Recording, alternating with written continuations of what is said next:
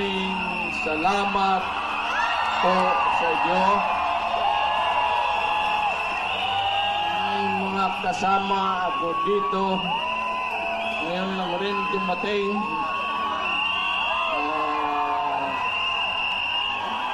Si Ipe, Senator Bongo, Senator Bato, si Sal, si Fred, nakita naman ni Fred, Big, tapos si Roger.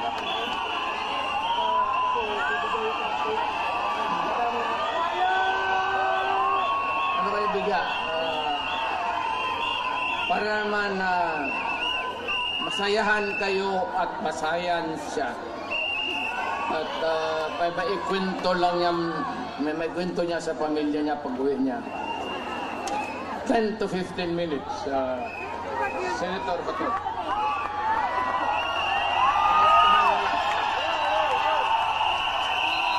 Maayong gabi, tanatong tanan. Magandang gabi sa ating lahat. Alam nyo, andito kami ngayon, Senator Bongo, at yung ating mga kasamahan lahat andito, dahil gusto namin ipakita kay Pastor Kibuloy na ang pagiging kaibigan ay hindi lamang kaibigan sa magandang panahon. Kaibigan tayo kahit na masama ang panahon.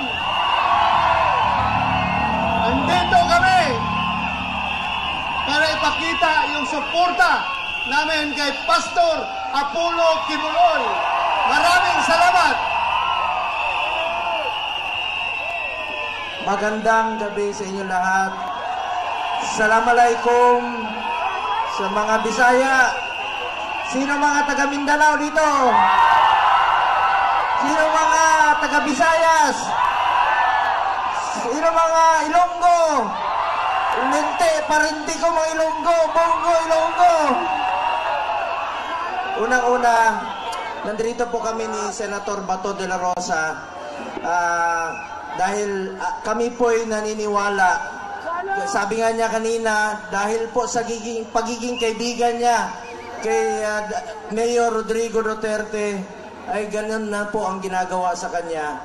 Narito kami ni Bato na sumusuporta sa ating mahal na Pangulong Rodrigo Duterte.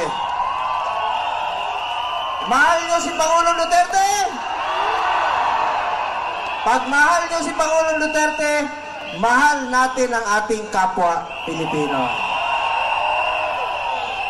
At gaya ng sinasabi ko noon sa inyo, ang serbisyo po sa tao, serbisyo po yan sa ating Panginoon.